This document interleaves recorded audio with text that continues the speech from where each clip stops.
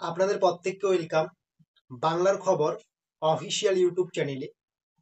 তো আজকে যদি আপনারা আমাদের এই বাংলার খবর অফিসিয়াল ইউটিউব চ্যানেলে নতুন হয়ে থাকেন, তো অবশ্যই আপনারা চ্যানেলটিকে সাবস্ক্রাইব করবেন এবং আপনাদেরকে নিয়ে আমাদের যে হোয়াটসঅ্যাপ গ্রুপটি আছে অবশ্যই কিন্তু আপনারা আমাদের সেই হোয়াটসঅ্যাপ গ্রুপে যুক্ত হবেন।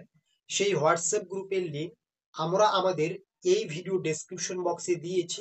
তো বেশি দেরি না করে অবশ্যই আপনারা কিন্তু সবার আগে আমাদের হোয়াটসঅ্যাপ গ্রুপে যুক্ত হন। এই ভিডিও ডেসক্রিপশন বক্সটা একটু চেক করে নিন।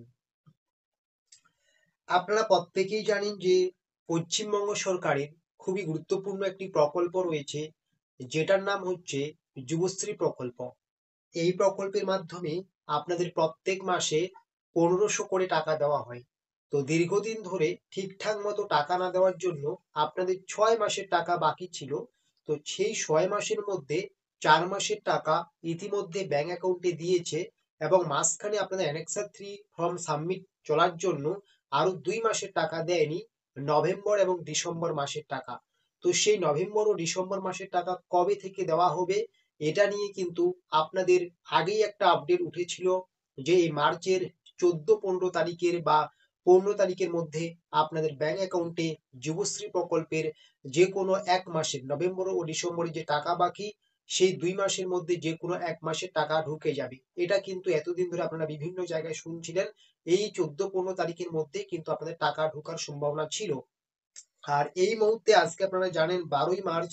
আমি বলছি না যে আর এই কয়েকদিনের মধ্যে আপনাদের টাকা ঢোকার সম্ভাবনা নেই। টাকা ঢুকে যেতে পারে, ঠিক আছে, ঢুকে গেলে আমরা সেই আপডেটটাও জানিয়ে দেব। কিন্তু এই মুহূর্তে যে আরো একটি গুরুত্বপূর্ণ আপডেট উঠে আসছে, আপনারা জানেন বর্তমানেও কিন্তু যুবশ্রী প্রকল্পের অ্যানেক্সার 3 ফর্ম সাবমিট প্রক্রিয়া চলছে। এটা কিন্তু অফলাইনে চলছে। এই অ্যানেক্সার 3 ফর্ম সাবমিট প্রক্রিয়ার শেষ ডেট হচ্ছে 19শে মার্চ, ঠিক আছে। যেহেতু 19 তারিখ পর্যন্ত এই মাসের অ্যানেক্সার 3 ফর্ম সাবমিট প্রক্রিয়া চলবে, তাই কিন্তু বিভিন্ন জায়গা থেকে বলা হচ্ছে যে আর এই 14-15 তারিখের মধ্যে কিন্তু আপনাদের ব্যাংক অ্যাকাউন্টে যুবশ্রী প্রকল্পের কোনো টাকা দেওয়া হবে না। অ্যানেক্সার 3 ফর্ম সাবমিট পুরোপুরি কমপ্লিট হয়ে যাওয়ার পরেই কিন্তু যুবশ্রী প্রকল্পের বাকি টাকা দেওয়া হবে। তার মানে সেখান থেকে এটাই বোঝানো হচ্ছে যে 19 তারিখের পরপরই আপনাদের কিন্তু যুবশ্রী প্রকল্পের নভেম্বর এবং ডিসেম্বর মাসে টাকা দেওয়া হবে। তবে এটা কিন্তু এই মুহূর্তে স্পষ্ট নয় আপনাদের যে 15 তারিখের মধ্যে দেবে নাকি 19 তারিখের পরপরই দেবে। এটা কিন্তু পুরোটাই সময়ের উপর ছেড়ে দিন। 15 তারিখের মধ্যে দিলে খুব ভালো।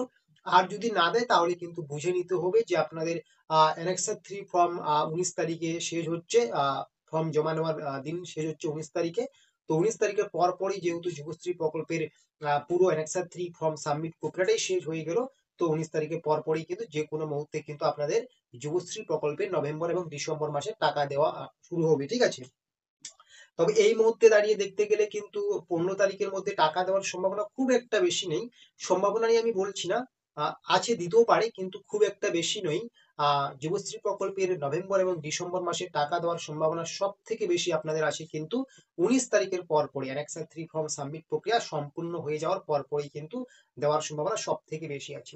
তো এইরকম আরো গুরুত্বপূর্ণ আপডেটস গুলো পাওয়ার জন্য অবশ্যই আমাদের এই বাংলার খবর অফিসিয়াল ইউটিউবকে সাবস্ক্রাইব করে নোটিফিকেশনটাকে অন করে রাখবেন।